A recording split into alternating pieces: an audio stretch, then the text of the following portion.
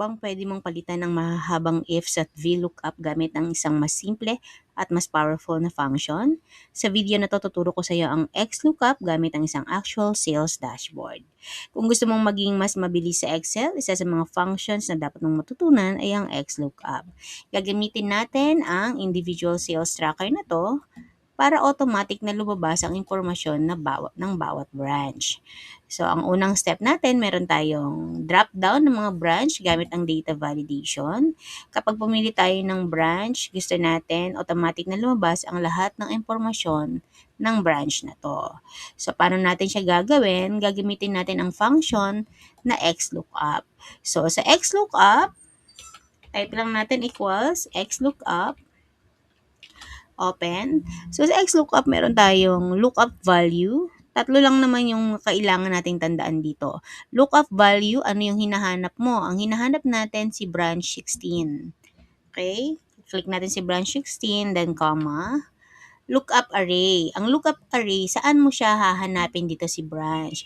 So, si branch, nandito siya. So, highlight natin lahat ng klase ng branch. And then, comma tayo. And then, dito lalabas, may return array. Ano yung return array? Ano yung gusto mong ilabas na data? So, meron tayong, ang nasa unahan natin is si branch location. So, ang gusto nating ilabas, si branch location. Saan ko makita si branch location? Ito. So, enter lang natin yan. Kung gusto mong lagyan ng if not found or blank, pwede mong dugtungan. Pero for now, ang gagamitin lang muna natin is yung tatlo lang. Lookup value, lookup array, at return array. So, enter ko lang to. So, ito yung branch name. Ang hinahanap natin si branch name. Ano ang branch name ni branch 16? So, si branch 16 daw ay Dipolog City. So, next, ganun lang din yung gagawin natin sa employee equals XLOOKUP open, then lookup value natin si branch. Again, nasaan si branch? Nandito si branch. Control Shift down, comma. Ano yung gusto nating ilabas? Ang gusto nating ilabas branch name. Nandito si branch name. So, Control Shift down, then enter. Lumabas, ang employee name is Julio Santos. Ulit-ulit tayo, XLOOKUP open. Lookup value natin is branch 16. Nasaan si branch 16? Control Shift down, comma. Ang hinahanap natin ay region. So, si region nandito, Control Shift down, enter lang.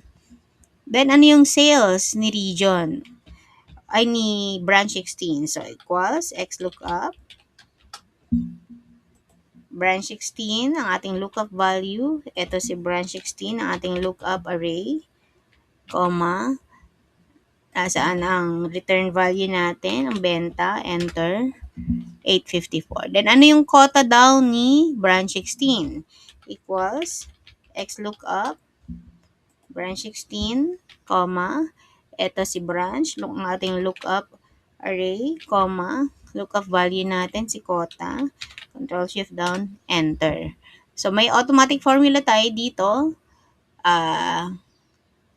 Ang benta ni branch 16 is only 854. Ang quota niya is 1.1. So, hindi siya nakakota.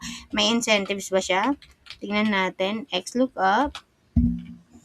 Open. Branch 16. Nandito si branch 16.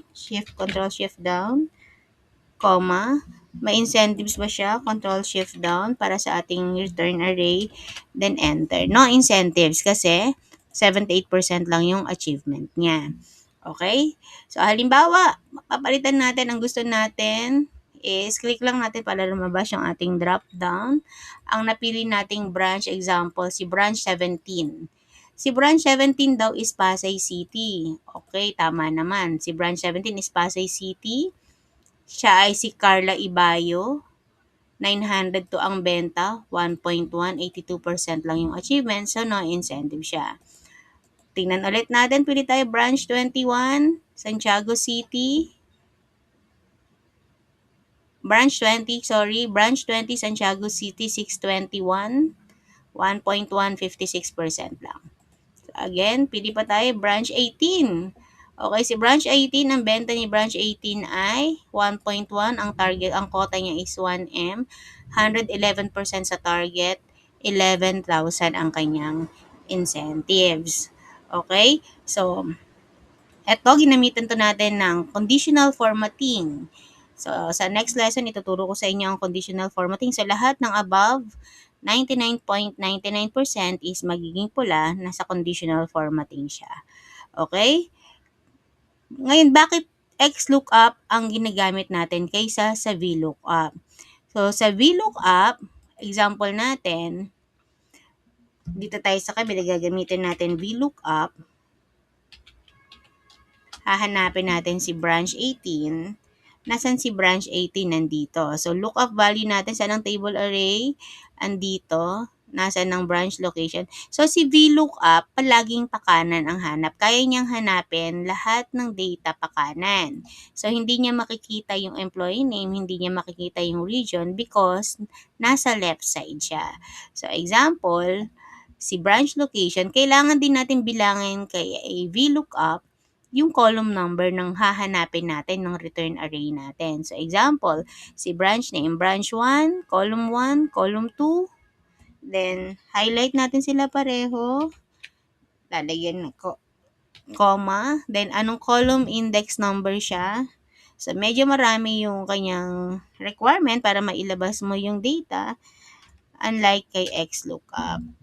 So, lumabas naman si Valenzuela City para sa branch name. Pero again, tingnan natin. Sabi nga si VLOOKUP ay gumagalaw pakanan. Naglo-lookup siya pakanan. So, hindi niya kayang hanapin ang pakaliwa. Pero tingnan pa rin natin. Kung si branch 18 ang hinahanap natin, comma, nasaan ba si employee name? Nandito siya sa kaliwa. So, si branch, pag ganito, column 1 lumalabas si Cynthia Molino, pag ganyan, hindi niya siya mababasa. So, column 1, lalagay natin 1 na column, then false para sa exact match, wala siya. So, iyon yung limitation ni VLOOKUP kaysa kay XLOOKUP. Kay XLOOKUP, hindi mo na kailangan magbilang ng columns, mas malinaw basahin, mas madaling i-edit, at pwede kang mag-return ng data kahit nasa kaliwa ang column. Okay? At ganyan kadali ang XLOOKUP. Sa isang function, kaya mong gumawa ng interactive dashboards na ginagamit sa actual sales at business reports. Kung may natutunan ka sa video na to, don't forget to like, subscribe at i-comment kung anong Excel function ang gusto mong maituro sa susunod. Thank you for watching. Bye-bye!